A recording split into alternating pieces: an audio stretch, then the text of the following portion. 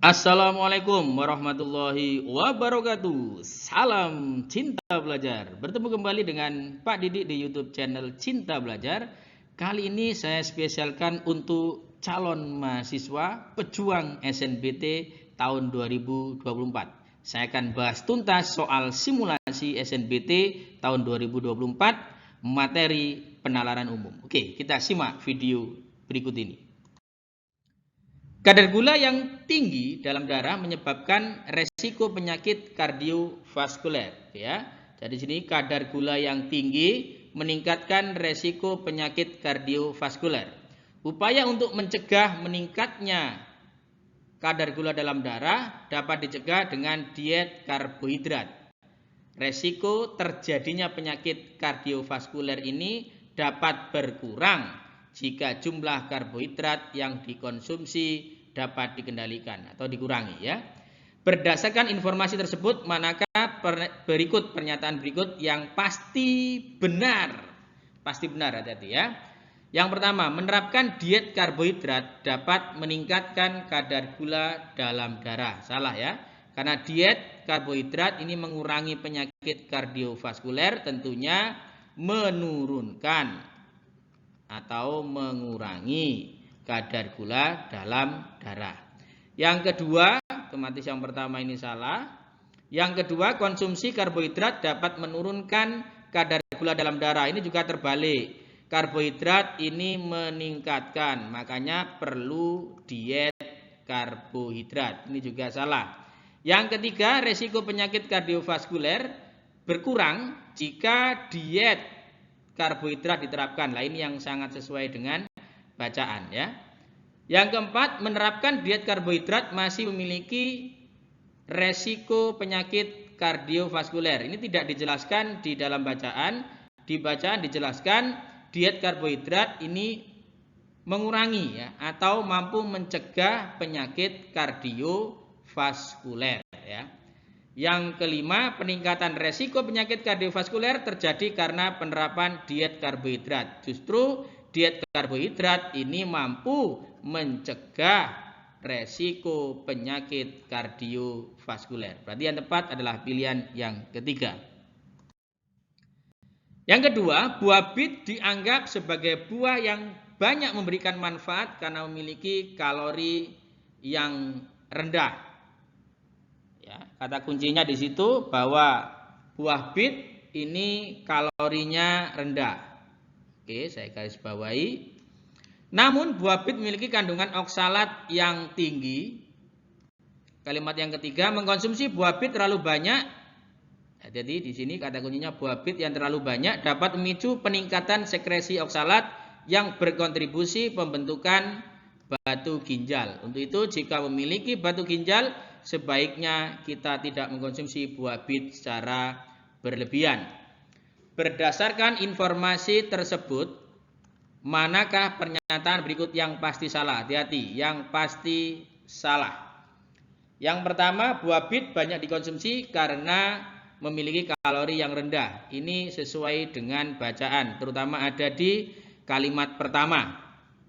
Buah bit dianggap sebagai buah yang memberikan manfaat karena memiliki kalori yang rendah.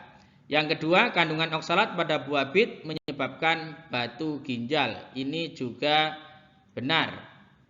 Ya, karena buah bit memiliki kandungan oksalat yang tinggi. Mengkonsumsi buah bit terlalu banyak dapat memicu peningkatan sekresi oksalat yang berkontribusi pembentukan batu ginjal. Jadi kalau berlebihan akan menyebabkan batu ginjal. Konsumsi buah bit berlebihan dapat menyebabkan gangguan pencernaan. Ini juga benar ya. Berlebihan ini tadi, konsumsi yang berlebihan ini mampu mengendapkan ya, mengendapkan mineral. Mengendapkan mineral, terutama mineral kalsium. Ya, Ca ya. Di situ yang mampu memicu terjadinya batu ginjal. Ya, akibatnya gangguan pencernaan tentunya di situ ya. Oke, yang keempat, konsumsi buah bit tidak akan menyebabkan gangguan kesehatan. Nah, ini salah ya. Kalau berlebihan tadi menyebabkan batu ginjal. Oke, yang pasti salah di sini adalah yang keempat, yaitu yang D ini ya. Yang kelima, walaupun dapat menyebabkan batu ginjal, buah bit tidak akan mengganggu pencernaan. Betul di sini karena kalau dikonsumsi secara cukup ya, secara ideal ya, konsumsi yang ideal, maka oksalat ini justru mengikat mineral. Karena mengikat mineral akhirnya mudah diserap nanti ya, mudah diserap oleh tubuh kita ya, mudah diserap oleh tubuh kita yang menyebabkan nanti pencernaan akan menjadi lebih lancar. Perlu diketahui juga di sini selain buah bit yang memiliki kandungan oksalat tinggi, bisa juga di situ ubi ya, kentang, atau kalau buah-buahan di situ belimbing, alpukat, jeruk. Kalau kacangan ya kacang tanah, ada bisa juga kakao ya, coklat. Oke, demikian penjelasan untuk nomor 2. Nomor berikutnya, jumlah pekerja yang berasal dari generasi milenial saat ini semakin banyak. Ahli psikologi kerja menyebutkan bahwa pekerja milenial cenderung memiliki komitmen organisasi yang rendah. Jadi generasi milenial ini kata kuncinya komitmen organisasinya yang rendah. Manakah pernyataan-pernyataan berikut yang memperlemah dan tidak memperlemah pendapat ahli psikologi kerja tersebut ya. Memperlemah, tidak memperlemah. Ini kadang terbalik-balik. Maksudnya tidak memperlemah itu apa? Maksudnya di situ berarti sesuai dengan bacaan. Kalau yang memperlemah berarti tidak sesuai dengan bacaan. Oke, kita cek di situ. Pekerja milenial sering berpindah-pindah tempat kerja. Lah, komitmen organisasi yang rendah ini salah satunya adalah berpindah-pindah tempat kerja. Oke ya. Atau juga komitmen ini juga berlaku kinerjanya rendah. Ya, kinerja atau etos kerjanya juga rendah ya. Berarti di sini tidak memperlemah sesuai dengan bacaan ya. Sering berpindah-pindah itu artinya komitmen organisasi yang rendah. Yang kedua, pekerja milenial memberikan ide-ide terbaik untuk tempat kerjanya. Nah, kalau komitmen organisasinya rendah, ya otomatis kinerjanya rendah, tidak akan memberikan ide-ide terbaik untuk tempat kerjanya. Berarti memperlemah, tidak sesuai dengan bacaan. Yang ketiga, banyak pekerja milenial yang bekerja di perusahaan untuk jangka waktu yang lama. Nah, ini juga salah karena tadi komitmen organisasi yang rendah menyebabkan berpindah-pindah tempat kerja. Memperlemah. Banyak perusahaan mengapresiasi etos kerja pekerja milenial, ini juga memperlemah ya. Justru di situ kinerjanya rendah. Yang kelima, banyak perusahaan yang mengeluhkan kinerja pekerja milenial. Ya, ini yang sesuai ya. Karena komitmen organisasi yang rendah menyebabkan kinerja yang rendah. Tentunya banyak perusahaan yang mengeluhkan kinerja pekerja milenial. Yang keempat, sebagian siswa tidak meraih nilai ujian tinggi jika mereka tidak belajar dengan tekun. Tidak meraih nilai ujian tinggi, tidak belajar dengan tekun. Kondisi tersebut terjadi ketika siswa tidak disiplin dalam mengatur waktu. Ada 3 kata tidak di sini. Tidak disiplin dalam mengatur waktu, tidak belajar dengan tekun, dan tidak meraih nilai ujian yang tinggi. Yang benar yang ditanyakan. Manakah simpulan berikut yang benar? Kata kunci soal ini juga ada di kata sebagian. Hati-hati ya di situ. Yang pertama, sebagian siswa tidak. Nah, ada kata tidak. Maka berikutnya juga harus ada kata tidak. Sebagian siswa tidak meraih nilai ujian tinggi apabila berdisiplin dalam mengatur waktu. Harusnya ada kata tidak. Ya, berarti salah. Yang kedua, sebagian siswa meraih nilai ujian tinggi apabila tidak berdisiplin. Yang pertama tidak ada kata tidak. meraih nilai ujian tinggi, terus di sini ada kata tidak, berarti salah. Yang ketiga, sebagian siswa tidak meraih nilai ujian tinggi dan tidak berdisiplin, diikuti kata sebagian. It's okay, berarti yang tepat adalah yang pilihan ketiga ini. Yang keempat, siswa berdisiplin dalam mengatur waktu apabila sebagian siswa meraih nilai tinggi. Nah, ini terbalik kata-katanya. Seharusnya sebagian siswa meraih nilai tinggi apabila siswa berdisiplin dalam mengatur waktu. Sehingga ini juga kurang tepat. Yang kelima, siswa tidak berdisiplin dalam mengatur waktu apabila sebagian siswa meraih. Ini juga tidak ada kata tidak di sini ya, juga salah. Oke. Yang kelima, seorang mahasiswa X harus bekerja tambahan setelah pulang kuliah. Jadi mahasiswa X ini bekerja tambahan. Setelah pulang kuliah. Pekerjaan tambahan menyebabkan, nah ini menyebabkan waktu belajar berkurang. Oke, terus meskipun X hanya bekerja di waktu malam saja, perkuliahannya tetap terganggu. Nah, akibatnya perkuliahannya tetap terganggu. Oke. Mahasiswa X bekerja tambahan menyebabkan waktu belajar berkurang, akibatnya perkuliahannya terganggu. Oke. Berdasarkan informasi di atas, manakah pernyataan di bawah ini yang benar? Yang pertama, X bekerja pada malam hari karena perkuliahannya terganggu. Seharusnya terbalik ini ya, perkuliahannya terganggu karena X bekerja pada malam hari. Ini salah juga. Pekerjaan tambahan menyebabkan perkuliahannya X terganggu. Nah, ini yang tepat ya, hubungan sebab akibat. Pekerjaan tambahan tadi menyebabkan perkuliahannya terganggu sesuai dengan yang saya tulis ini ya, berarti ini yang tepat. Yang kedua. Yang ketiga, jam kerja di malam hari menyebabkan X mencari pekerjaan tambahan. Ya, ini juga salah ya. Ini pekerjaan tambahnya memang hanya di malam hari di situ. Itu berhubungan ya. Tetapi di situ bukan menyebabkan X mencari pekerjaan tambahan. Ini juga salah. Yang keempat, X mencari pekerjaan tambahan ketika jam belajarnya berkurang. Kata ketika ini tanda hubung ini salah, ini hubungan ini. Harusnya hubungan sebab akibat ya. Pekerjaan tambahan menyebabkan jam belajar berkurang. Salah. Yang kelima, waktu belajar X berkurang ketika perkuliahannya terganggu.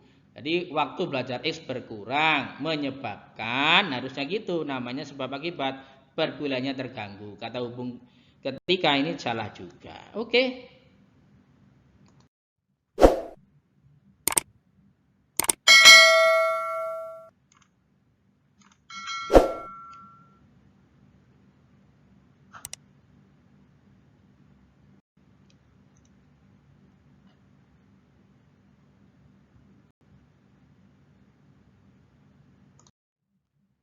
Berikutnya, ketika sering belajar di perpustakaan, siswa X dapat mencapai hasil belajar yang lebih baik. Berarti di sini belajar di perpustakaan, siswa X mencapai hasil belajar yang lebih baik. Namun ketika X belajar di rumah, hasil belajarnya kurang optimal. Jadi di sini ada dua kejadian yang dibandingkan ya. Satunya di perpustakaan, satunya di rumah. Tentunya perpustakaannya lebih baik kondisinya di situ karena hasil belajar lebih baik daripada di rumah. Pernyataan berikut yang paling mungkin, hati-hati ya, paling mungkin menjelaskan perbedaan kedua kondisi tersebut. Yang pertama, siswa X merasa lebih nyaman belajar di rumah daripada di perpustakaan. Ini salah ya, karena dibuktikan dengan hasil belajar di rumah kurang optimal. Sedangkan di perpustakaan optimal. Seharusnya lebih nyaman di perpustakaan. Yang kedua, siswa X sering terganggu oleh kebisingan di sekitar perpustakaan. Ini juga salah. Kalau hasil belajarnya optimal atau lebih baik, tentunya di situ tidak ada gangguan. Yang ketiga, siswa X dapat berinteraksi dengan teman sebaya ketika belajar di rumah. Di sini juga kurang tepat. Memang tidak dijelaskan di bacaan, tetapi di situ belajar di rumah cenderung kurang optimal, sehingga dipastikan tidak ada interaksi dengan teman sebaya. Yang keempat, selain buku pelajaran, perpustakaan juga menyediakan novel legendaris. Ini juga kurang tepat. Selain tidak dijelaskan di bacaan, di perpustakaan mencapai hasil belajar yang lebih baik. Ketika belajar di perpustakaan mencapai hasil belajar yang lebih baik. Tentunya belajar serius di situ, tidak ada hubungannya dengan novel legendaris. Yang kelima, perpustakaan menyediakan lebih banyak buku pelajaran. Nah, ini yang tepat ya. Karena banyak buku pelajaran sehingga mencapai hasil belajar yang lebih baik. Berarti yang kelima. Nomor 7, pakar energi A menyatakan walaupun ramah lingkungan, mobil listrik masih membutuhkan energi batu bara. Pakar B menyatakan penggunaan mobil listrik efektif mengurangi tingkat polusi di ibu kota. Jadi ada pendapat dua pakar. Ya, dua pakar, yaitu pakar A dan pakar B. Pakar A menyatakan walaupun ramah lingkungan, mobil listrik masih membutuhkan energi batu bara. Tapi pakar energi B, penggunaan mobil listrik efektif mengurangi tingkat polusi. Selain pendapat dua pakar, di sini ada data ya. Selain itu ada data. Data menunjukkan penggunaan mobil listrik masih belum meningkat karena harganya mahal. Ini fokus di harga. Harganya mahal. Tadi pakar A dan B fokus di ramah lingkungan. Ya, tentunya satunya polusi ya, sama ya, berhubungan dengan ramah lingkungan. Manakah pernyataan berikut yang paling tepat? Mengenai data ya, mengenai data. Apakah data ini memperkuat pernyataan? Tidak. Ya, data di sini tidak memperkuat ataupun memperlemah, justru tidak ada hubungannya dengan pakar A dan pakar B. Karena pakar A dan pakar B menyatakan di situ hubungannya dengan ramah lingkungan dari mobil listrik. Sedangkan data ini berhubungan dengan harga yang mahal. Berarti yang tepat adalah tidak relevan dengan pernyataan pakar A dan B. Nilai akhir siswa berprestasi di suatu sekolah ditentukan dengan menjumlahkan nilai capaian akademik dan nilai keaktifan dalam kegiatan. Bobot nilai capaian akademik 60% dan nilai keaktifan di sini 40%. Oke ya, kita jumlahkan ya untuk menentukan nilai siswa terbaik di sekolah. Oke. Yang siswa P nilainya 9, 60% dari 9 berarti di sini 5,4. 40% dari 8 berarti 3,2. Kita jumlahkan 5,4 ditambah 3,2 berarti 8,6. Untuk Q di situ 60% dari 7 berarti 4,2. 40% dari 10 berarti 4. Kita jumlahkan berarti 4,2 ditambah 4 berarti 8,2. Untuk yang R di situ nilai capaian akademiknya 9, 60% dari 9 adalah 5,4 dan 40% dari 9 adalah 3,6. Berarti 5,4 ditambah 3,6 hasilnya adalah 9,0. Berikutnya untuk S nilai 10, 60%-nya berarti 6. Nilai keaktifannya 8, di situ berarti 3,2 ya. Berarti 6 ditambah 3,2, 9,2. Yang T di situ nilai 8, 60%-nya berarti 4,8. Nilai keaktifannya 40% dari 9 adalah 3,6, berarti di sini 4,8 ditambah 3,6 berarti 8,4. Yang paling tinggi adalah nilai S. Berarti di antara kelima siswa tersebut, siswa mana yang paling berprestasi adalah siswa S. Diagram berikut menunjukkan data modal dan pendapatan produk kelontong di toko P dalam 5 tahun terakhir. Berdasarkan data di atas, tahun keberapa toko P memperoleh persentase untung terbesar. Persentase untung di situ didapat dari pendapatan dikurangi modal dibagi dengan modal dikali 100%. Coba kita lihat di tahun pertama ya. Tahun pertama tentunya persentase untungnya sama dengan pendapatannya yang warna oranye di situ 15. Berarti 15 saya kurangi dengan modalnya adalah 5, kita bagi 5.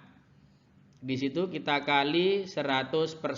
Berarti 10 dibagi 5 kan 2. Berarti 200% keuntungannya. Untuk tahun yang kedua, persentase untungnya adalah pendapatannya 20, berarti 20 dikurangi 10 dibagi 10 dikali 100%. 10 per 10 berarti 100%. Yang tahun ketiga, pendapatannya 25 dikurangi di situ modalnya 10. Ini dibagi 10 berarti 5 dikali 100%. 15 berarti 150%. Yang tahun keempat persentase untungnya sama dengan di situ 20, pendapatannya modalnya 15 dibagi 15 dikali 100%. Berarti 5 dibagi 15 sepertiga ya. Ini kurang lebih 33,3%. Untuk yang tahun kelima ya, persentase untungnya malah minus ini ya. Pendapatannya 15, modalnya 20 dibagi 20 dikali 100%. Berarti min 5 ya, berarti min 25%, malah rugi ya. Berarti yang paling tinggi adalah di tahun pertama. Atau di sini tanpa rumus ini kita bisa mengerjakan soal ini dengan pakai logika ya. Coba di sini kita lihat ya. Dikatakan sama, kalau modalnya naik 2 kali, pendapatannya juga harus naik 2 kali. Berarti kalau pendapatannya di atas itu berarti keuntungannya lebih besar. Coba, yang pertama modalnya 5, yang kedua modalnya 10. Berarti ini naik 2 kali. Harusnya pendapatannya ini naik 2 kali. Nah, 15 ke 30 harusnya. Ini kan salah, berarti kan tidak sampai 2 kali. Begitu pula ke yang tahun ketiga. Ini juga naik 2 kali. Harusnya pendapatannya juga harus naik 2 kali. 2 kali dari 15 itu kan 30. Ini pendapatannya yang kedua adalah 20, pendapatannya yang ketiga adalah 25. Enggak sampai 30. Berarti otomatis keuntungannya lebih besar yang tahun pertama. Yang tahun keempat di situ modalnya tambah banyak, ya kan? Tambah 3 kalinya di sini kan, 3 kalinya. Harusnya 3 kalinya. 3 kalinya itu berapa? Berarti harusnya 45. Ini malah cuma 20 ya. Maka otomatis kurang dari. Apalagi yang kelima di sini modalnya lebih besar daripada pendapatannya. Bisa lewat cara seperti itu kalau misalkan tidak ingat rumus yang digunakan. Nomor 10, jumlah siswa perempuan mengunjungi perpustakaan 5 hari berturut-turut 16, 19, 24, 27 dan 32. Siswa laki-laki 8, 8, 9, 11 dan 14. Jika tren kunjungan tersebut bersifat konstan ya. Bersifat konstan berarti kan polanya sama. Berapa jumlah siswa berkunjung ke perpustakaan hari ke-6? Coba yang perempuan. 16 ke 19 ini plus 3, ini plus 5, ini plus 3. 27 ke 32 ini plus 5. Berarti habis itu harusnya plus 3 lagi. Berarti 35. Yang laki-laki ini enggak ada penambahan 0. Terus nambah 1, nambah 2, nambah 3. Berarti harusnya berikutnya nambah 4. 14 tambah 4 berarti 18. Oke, begitu mudah untuk soal seperti ini ya. Oke ya, berarti jawabannya adalah 35 dan 18. Demikian pembahasan untuk materi penalaran umum. Semoga bermanfaat. Pesan dari saya, berani mengejar impian, pasti kita akan lebih kuat dari yang kita bayangkan sendiri. Terus belajar, semangat belajar, dan cinta belajar. Oke, salam cinta belajar. Assalamualaikum warahmatullahi wabarakatuh.